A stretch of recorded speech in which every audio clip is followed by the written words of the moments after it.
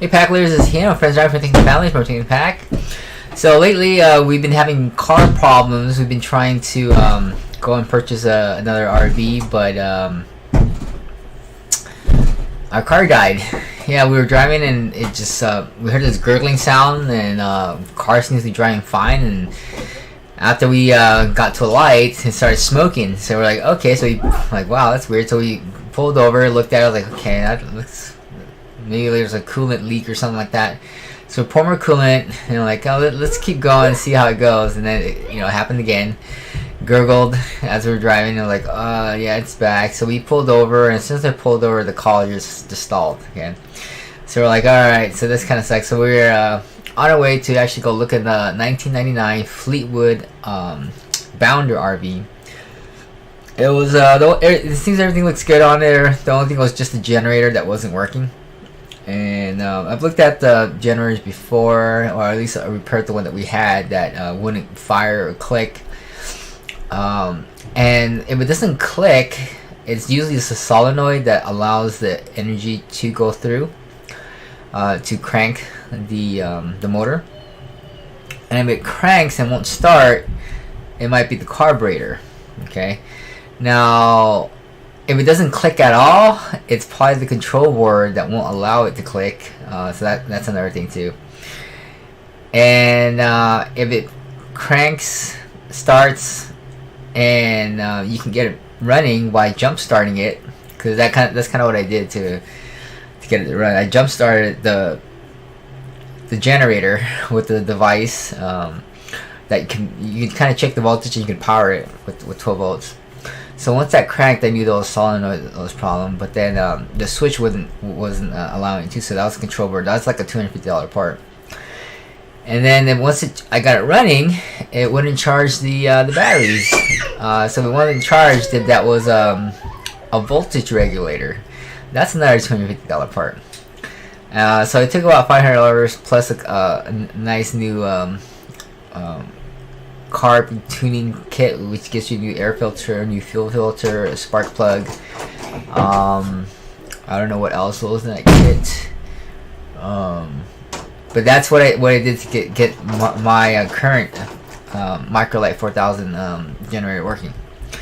So I kind of got a gist of what it might take to get another generator running, and also there's some voltage checks that you might want to do. Something with pin 1 and 2 has to be certain mod voltage. I think pin 11 and 10 or something like that. There's a guide I can probably give if you guys need it. But yeah, that's kind of the gist of it. When you get someone else to repair it, you kind of spend about like maybe $1,000 just to get this generator working, because that labor is so expensive. It's $180 or something just to look at something. It's ridiculous. So you look at it and they diagnose it. Okay, now you have this. That's $180, and then you get about a part, and then plus like maybe another 2 hours of labor. That's $600 plus this $500 part. Man, that's like $1,000. So definitely does help to have a little skill to build it up, and so yeah, that's kind of what we were dealing with. But yeah, we're gonna try to go back as soon as our main car is fixed, and then we can go back, check out that RV, and I think that RV might fetch about maybe $179 to $200 Yeah, I would say maybe $230 on the high end on an Airbnb, and I'm only gonna buy it for $9,000, so I might be able to pay that off in like 5 months, or at least get my money back, and then flip up to a higher one. So I kind of noticed like, hey, the bigger the RVs, maybe that you can get a higher price, higher daily cash flow.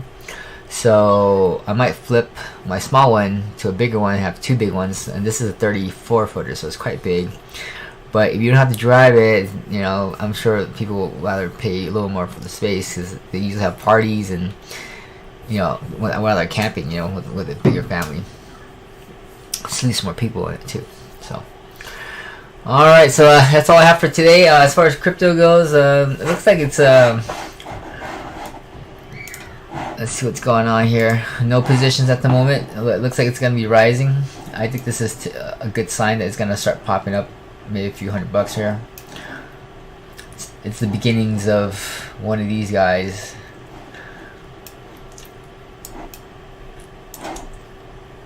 Yeah, I start to see a steady rise. That's where you want to start getting in on it. So it comes at a steady rise. You want to get in right there. Okay. But I'm allowing my bot to do its thing. It's gonna get in if it dips down a little bit, but I might miss this one. But we'll see. We'll see. I don't want to get in too early either. Just get in and it dips down and then pops back up. So I want to get in on a dip down. Hopefully it'll dip down. We'll see. But it looks like it's pretty steady rise.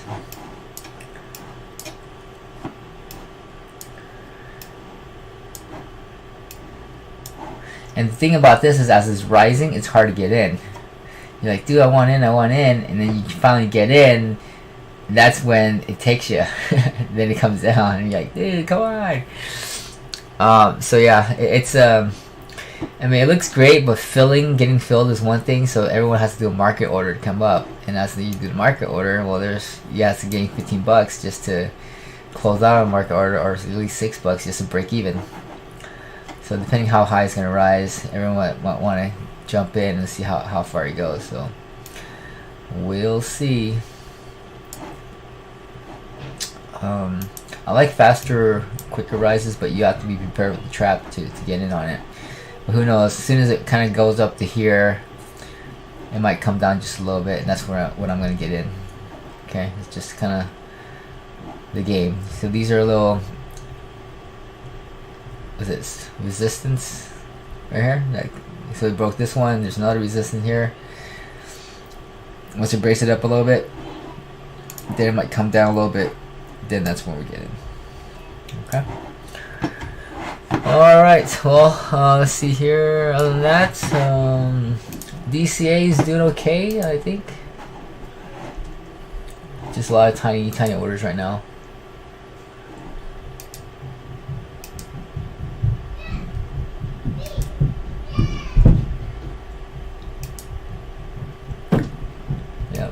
Might have to make a revision. I haven't been watching this, see what it's doing, but it looks like it's not filling my orders all the way, or maybe it is, but it's taking profit too tiny.